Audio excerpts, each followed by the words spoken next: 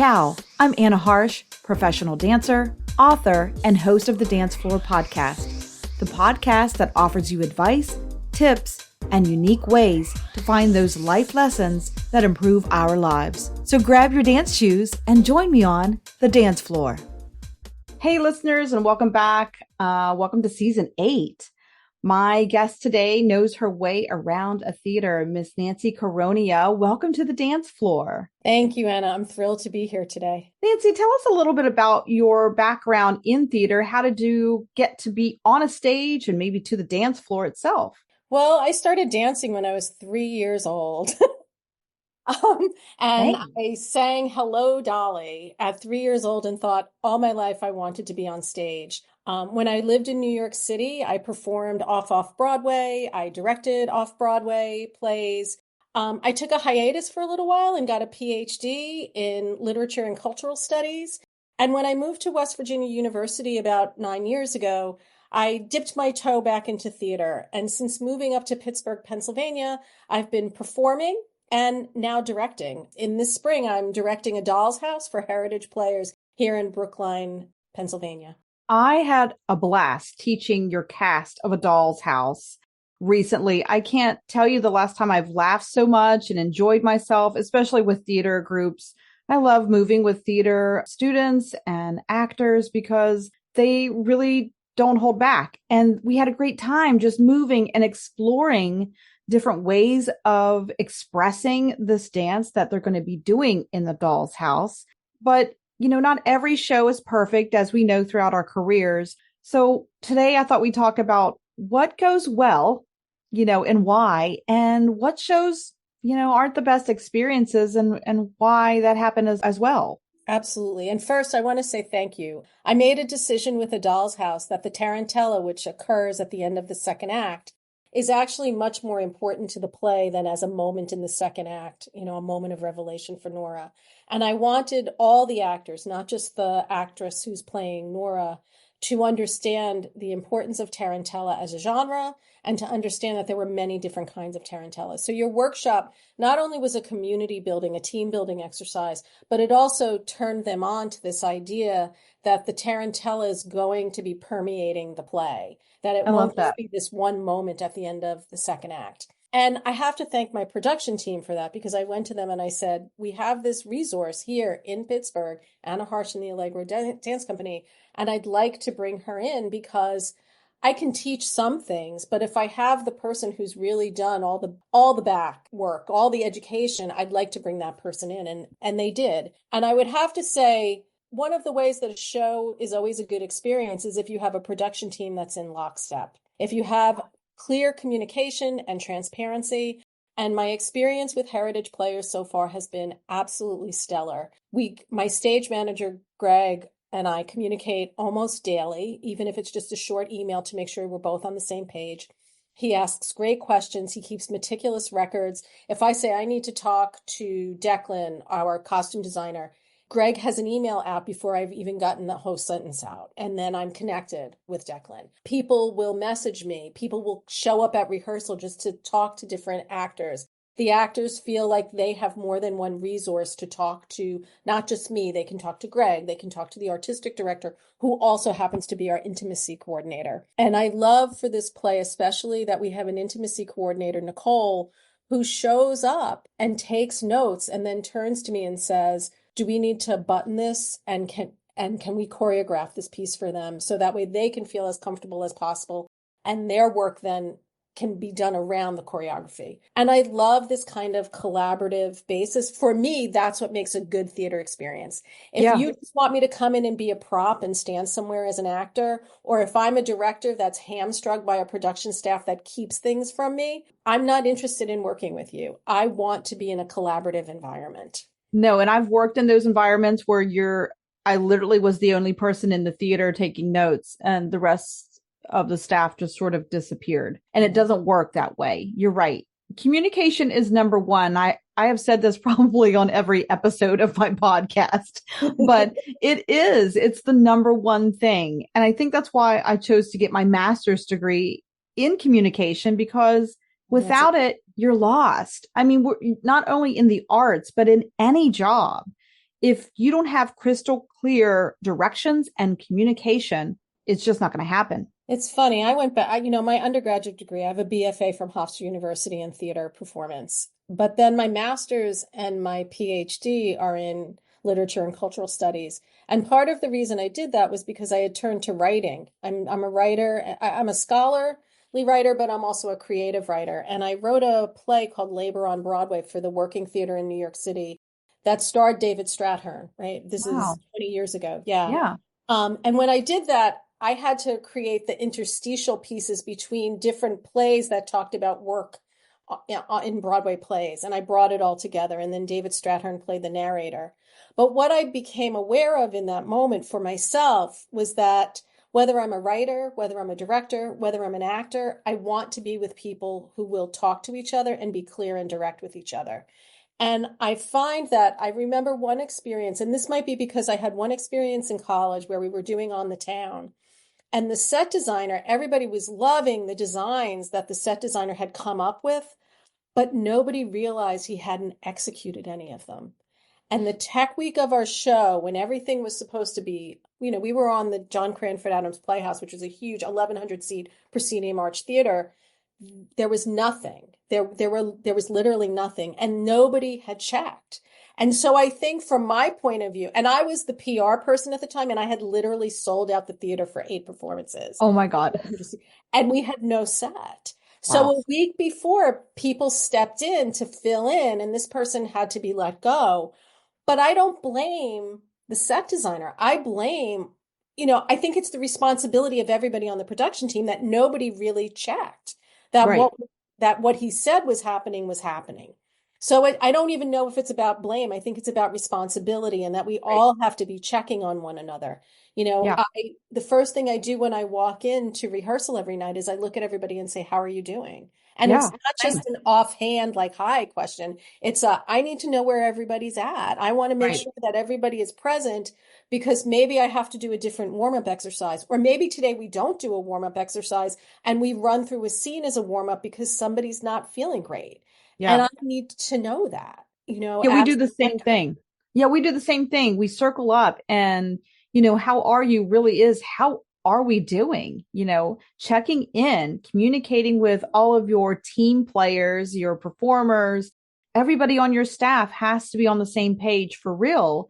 Otherwise it doesn't go. I mean, for us as a touring company, it really doesn't go anywhere. We can't even get into a car if everybody doesn't know what the travel plans are, what time we're meeting, what do we wear when we show up, where are we eating during, before, after. I have to make sure that all the dancers are taken care of, from head to toe and nourished in different ways, mind, body, and Absolutely. spirit. So you're Absolutely. right. I mean, it's a hard job, but we do enjoy it. But you're right, it is a team effort. It is a Yeah. team effort, and if it doesn't go, it just doesn't work at all. Theater for me, I have a collaborative intellectual project right now, the Italian Diaspora Archive Research Map Project. And that is also collaborative. I have 2 co-directors, Lena Insana at the University of Pittsburgh and Melissa Marinaro, who's the Italian American director at the Heinz History Center. And the 3 of us have been working on this project over 5 years. But Wow. our whole idea is that we want to connect all the institutions and repository that house any material culture or ephemera around Italian and Italian American culture. And it's a big job, and we need to be working with each other all the time and communicating with each other because we're communicating with folks in West Virginia, we're communicating with folks in Ohio, we're communicating with folks at many repositories in Western Pennsylvania. And what we ultimately want to do is we want to make all of those materials accessible and really easily searchable for not only scholars and students, but also for folks who are interested in what you do, right? Mhm. We want Right. them to know if they want to talk about Italian folk dance, who do they talk to in this area? Well, that's you. Who has the materials around that? That's you. And Right. so for us, it's an effort that will be ongoing. And Right. so we have to be fluid in the way that we communicate with people. We have to be fluid in the networks that we create. And I think I think that transfers. I think my ease with that is because it's transferable from my theater experience, whether it's, I danced at the New York Renaissance Fair when I was younger. I was a gypsy dancer. I performed off Broadway in shows where I wore 10 tons of makeup because I was playing this ghostly monster figure, Right. or if it's where I'm here in Pittsburgh and I perform as a mom. I'm now performing as a mom when I did Radium Girls for Heritage Players, or now in my new role as a director. I Right. want to keep those lines of communication fluid because that's the way we can collaborate. That's the way we can build our networks. That's how we expand our circle of our community, right? Whether it's Right. a theater community, a scholarly community, or a museum going community, we need to be able to keep those lines of communication open. One passion, one mission: to preserve authentic Italian dance before it disappears. Dancer and author Anna Harsh brings you her 2 memoirs, La Danza and The Italian Dance Quest. Learn traditional dances from various regions of Italy. Read heartwarming stories of family traditions. These books will inspire you to preserve your traditions, unlock the beauty of Italian dances, and pick up your copies today. Visit annaharsh.com for more information. Nancy, you're so right. We wear many hats. And what I talk about in both of my books is I'm a list maker. That's one of the tools that I use to keep communication going. So if we have the next generation out there listening, I always say, make a list, do your research. Number one, like, what do you need to have for this production or your show? Make a list and be very detailed with it. And then, like you said, surround yourself with a team. I think that's my second note for the next generation. Surround yourself with that team that knows what they're doing and really knows what they're doing. Yes. What other advice do you think you would give that next generation that maybe is struggling in theater or dance? I think one of the most difficult parts for young folks who are coming up, sometimes if they've had a lot of success in high school and maybe even had some success in college, they think that they're going to get out and they're going to get the lead right away. But not everybody is. I'll use Val Kilmer as an example, right? 17 years old, went to Juilliard, straight out his first audition in a play, got a lead in Slab Boys, and then was the lead in the first play he did before Top Gun. But not everybody gets that, right? That's like 2% of the acting population. So I think that we need to be, and I just saw an interview with him because he just passed away, where he said, I wish I had been more grateful when I was younger. So I'm Yeah. practicing gratitude. So I think we do need to be grateful for any experience that comes along, and that we need to recognize that sometimes we might deserve the lead and we might not get the lead, but we might be given a smaller role that will show that we have a good work ethic, that we have a good team player sort of way of being that will then keep you in people's minds for the next show. That, there really are, we can say there are no small roles, only small actors. I don't know that I believe that 100%, but I do believe that sometimes you're given a chance that isn't the chance you wanted, but it might be the chance that leads you to the next thing. And so And sometimes you have to say yes when your instinct is like, but I wanted this other thing. Just say yes sometimes is the right way to go. yeah. And every no that I hear is a gateway to a yes that I need. Thank you. No. That's a great way of putting it. And I do have a list of people that, maybe they're not the best dancers, but gosh, they are the really good helpers. And I'm always like, hey, you might be really great for this thing. So I recommend them to others for certain jobs or interviews and things like that. So Yeah. it's not about always being the best on stage or being the best dancer or performer, or singer, but it's how you are acting with your fellow colleagues. Do you treat them well? Are you a kind person backstage? Are you helpful? I have to say, since I was very, very young and I was in theater from, really performing and dancing since I was a teen, I always measured people by the way that they treated the crew. If an actor came in and didn't talk to the crew unless they needed something, they got an X next to them for me. Right. You had to be kind to the crew because the crew was the one who lit you. The crew was the one who was taking care of you, who turned the lights on for you, who Yeah. made sure that the rehearsal space was swept for you. Those Please people and were thank working, you. those people were working more hours than the actors were working, and so for me, I always said to folks, these are the ones that keep us going. These are the ones that allow us to do the work that we're doing. And we need to recognize that and be cognizant of it and be kind about it. Yeah, and as you work your way up through the theater or dance company, and that, I mean, we've all done it. I've swept a stage, I've hung lights, I've done, lighting design and backstage management with the headphones. Like we've all done those roles, so we understand and appreciate that. One of the most crazy things that I ever did, there was a dance company, the Iglevsky Ballet Company on Long Island. And when I was at Hofstra University, they hired me to work in costumes. What I didn't know I was going to have to do was the swan costumes were not ready. So I was literally backstage sewing the female dancers into the swan costumes. So when they came off stage, we had to rip them off of them because we had to literally sew them into them because they were just behind in finishing those costumes. They were new costumes for the company. It was one of the craziest times. And I was like, but I'm not a really good sewer. Doesn't matter. Get it done. I was sewing by hand and getting it done. And then they were running out Push back on. on point. Yeah. Well, I have literally duct taped a dancer into a costume. So I feel your pain. I understand that. And I've worn some duct tape myself on stage underneath a costume or whatever it takes to get it together. And sometimes in life, it really just takes a piece of duct tape or glue, like you said, or sewing. And it's crazy. But those are the things that when I teach yoga, I teach, we come to that balancing part. And life isn't always balanced, is it? It's off balance most days, feels like a Monday every day. But when we practice and are calm in those backstage situations, I truly think a theater person can handle almost anything, like even open heart surgery at this point, because it's just like, oh, it's another emergency. Come on in. Let me help you. That's so funny. Yeah. I've been practicing Tai Chi for almost 35 years now. So I teach Tai Chi, I practice Tai Chi. And one of the things that I recognize is that I am a real type A personality from New York, but I was young. I would be approached on the street all the time. Anybody would come up to me and talk to me.